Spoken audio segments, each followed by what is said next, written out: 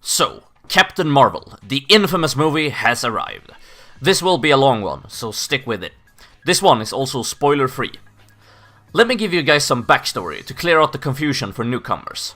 I'll give you the simplified version. Captain Marvel was a golden age superhero who became very popular in the early 40s, even rivaling Superman.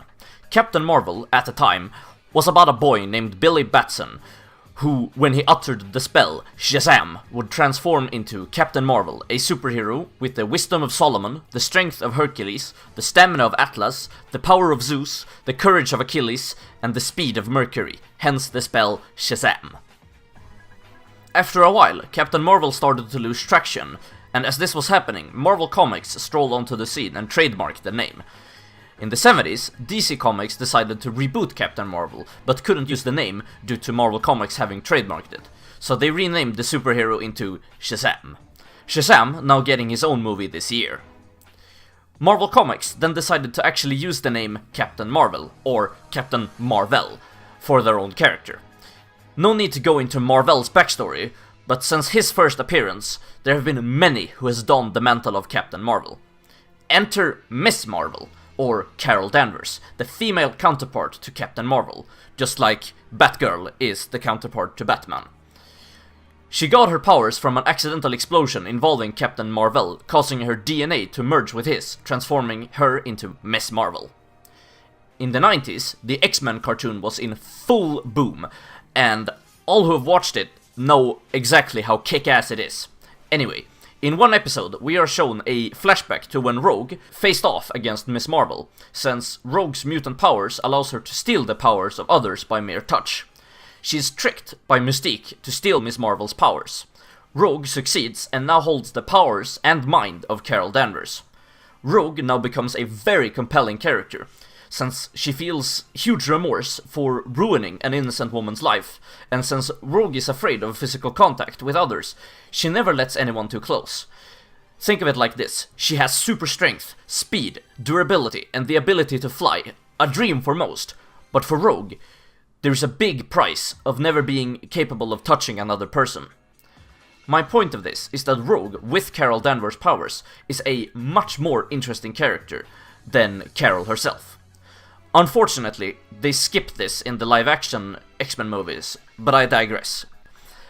After Captain Marvel dies, she dons the title, while the title of Miss Marvel goes to another character. Her comic book series as Captain Marvel were all pretty short-lived, and were cancelled and rebooted several times. The publishers trying to push a new flagship character. And what do I mean by that? Well, if I say DC Comics, everyone starts thinking Batman, Superman, Wonder Woman. If I say Marvel Comics, everyone starts thinking Spider-Man, Iron Man, Captain America, Wolverine.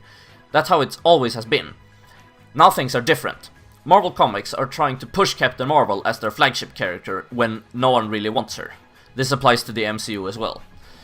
This seems to be the latest trend out there, since characters we know and love are being exchanged for lesser and more PC versions of themselves.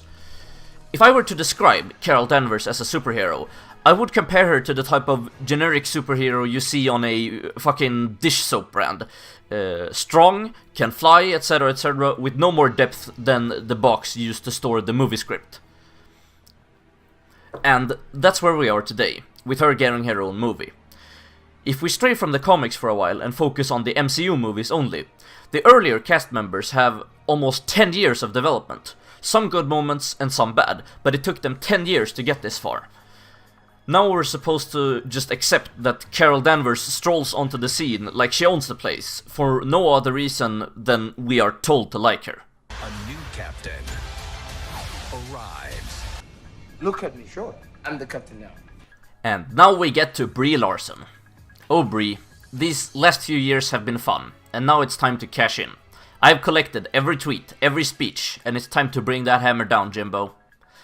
I will try to address my points as briefly as possible, so we can move on with the actual review. Brie has stated on numerous occasions how her role in this movie is her form to express her activism. I mentioned when I reviewed Black Panther how I can't stand this type of shit in my movies. During that forest fire release, many of these retards said that that movie was for black people only, blah blah blah. Here they're saying that white men aren't welcome to attend.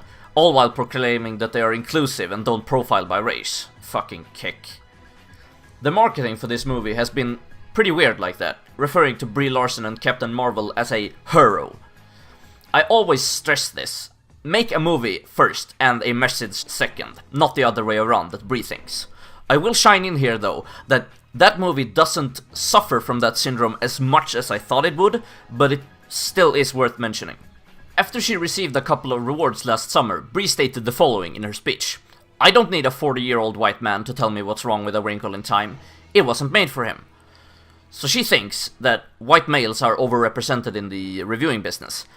I'm a white male, I like movies, which I then review for fun. But that's very convenient for you, Brie, for when the reviews for your movie comes out, and if they suck, you can just blame white men for it. I welcome strong independent women as much as any other guy. The problems start to arise when that trait is forced upon us. Some of my favorite movie characters include Sarah Connor, The Bride, Furiosa, Leia Organa, Lisbeth Salander, Minerva McGonagall, Clarice Sterling, and... oh.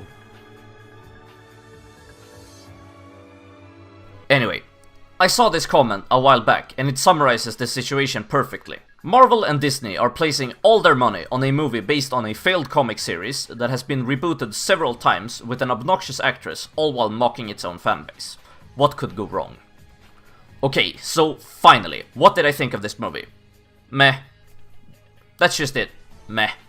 It's not the worst movie I've ever seen, and it certainly isn't the best. This falls right into that bland middle, the C-, the average. This is because the movie is tailor-made for people who settle for just that. I would be okay if you are the type who is fine with just the ordinary, if it didn't affect me as well. For when you praise a movie who only did a half-assed job, the execs will see that half-assing it is enough to earn a profit, resulting in a steep decline of quality. And you wouldn't know it, since you're fine with that, but the OG fans are fucked over by products that they once loved and that you corrupted. And when I say that it falls right into middle, I would like to point out that I enjoy a bad movie just as much as I would enjoy a good movie. A bad movie is at least rememberable for being bad. You can laugh at it. A forgettable, bland movie isn't remembered for neither. So, the question is, what's better, to be really bad or to be forgettable and bland? There were good things in there. I liked the Skrulls. They were a cool villain in the comics, and they were cool villains here. Young Nick Fury was entertaining to watch. I thought he would be in the movie for like 15 minutes before he fucks off to do something else, but he sticks with it for the whole ride. An excellent choice. The first 10 minutes spent with the Kree was cool, I think. Lots of exciting tech and stuff, but you don't really spend much time there. It's like just a couple of minutes and then we're off to Earth, where problems start to arise. Carol Danvers, as I mentioned above, don't do it for me. She never connects into relatability, like say Peter Parker. She seems to have very little personality of her own. There are moments in there, but they don't stay around for long. The 90s nostalgia, of course. This was an obvious one. It was way too much of it, and it was clear from the first trailer that the movie was going to have tons of this stuff, with her crashing into a blockbuster sort of thing. The biggest tropes of this movie I've seen before, and they've been done better. I never felt that she went through a proper arc. She feels the same from beginning to end, just having unlocked her memories, revealed some shit, and got her power buffs, blah blah blah blah. That's just my interpretation. Yeah, I think that's all. So, if you guys enjoyed this review, I hope you did. Leave a like, and please do the big subscribe, so we can continue to hate women and minorities. Vortex out.